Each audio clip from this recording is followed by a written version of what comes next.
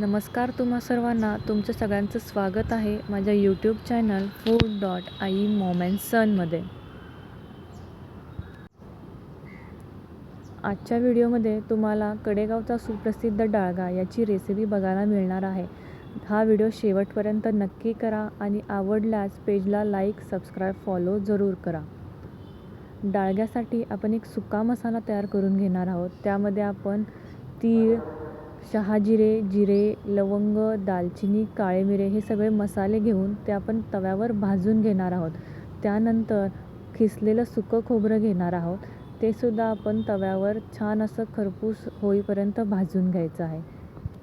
डाळग्यासाठी आपल्याला एक कांदा लसणाची पेस्ट लागणार आहे. त्यासाठी इथे मी 2 मध्यम आकाराचे कांदे घेतलेले आहेत. ते तव्यावर तेल टाकून गोल्डन ब्राऊन होईपर्यंत भाजून घ्यायचे आहेत. तुम्ही इथे बघू शकता कांदा गोल्डन ब्राऊन झालेला आहे. नंतर आपण जो मसाला भाजून घेतलेला होता तो वाटून घेणार आहोत. हा आपला सुका मसाला डाळग्यासाठीचा तयार झालेला आहे.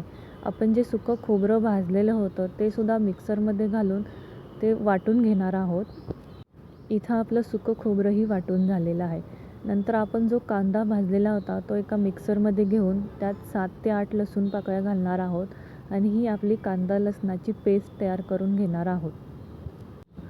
डाळग्यासाठी लागणारं आपलं प्रिपरेशन तयार झालेलं आहे. इथं सुकं खोबरं, सुका मसाला, कांदा लसणाची पेस्ट आपली तयार करून झालेली आहे. डाळग्याचा मेन इन्ग्रेडियंट म्हणजे तुरीची डाळ. इथे साधारण मी 1.5 कोळवं तुरीची डाळ शिजवून घेतलेली आहे. ती चांगली घोटून घेतलेली आहे. शिजवल्यानंतर त्यात आपण आता जे आपले मसाले होते त्यात घालणार आहोत. सुकं खोबरं, डाळग्याचा सुका मसाला घालून घेणार आहोत. ते सगळं एकजीव करून घ्यायचं आहे जेणेकरून त्यात कुठलीही गुठळी राहता कामा नये.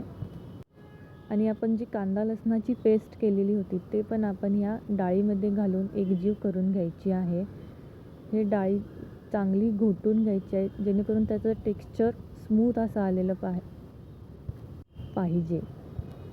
नंतर इथे मी एका वाटीत साधारण 1.5 चमचे लाल मिरची पावडर घेतलेली आहे आणि कलर येण्यासाठी काश्मीरी लाल मिरची पावडर घेतलेली आहे. या मिरची पावडरमध्ये साधारण 2 पळी तेल घालून ते चांगलं एकजीव करून घ्यायचं आहे.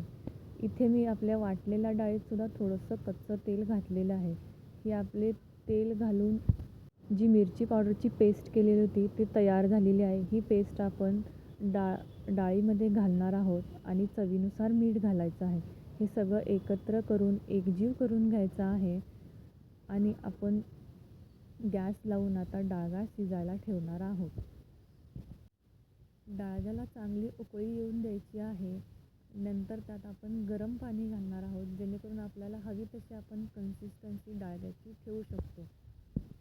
इथे तुम्ही बघू शकता डाळग्याला चांगली उकळी फुटलेली आहे आणि आपला डाळगा तयार झालेला आहे.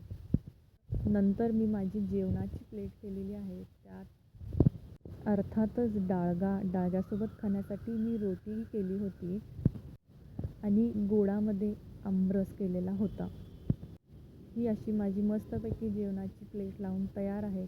तुम्हाला डाळग्याचा व्हिडिओ आवडल्यास लाईक, सबस्क्राईब, फॉलो जरूर करा माझ्या पेजला आणि कसा वाटला व्हिडिओ कमेंट सेक्शनमध्ये मला नक्की कळवा. थँक्यू.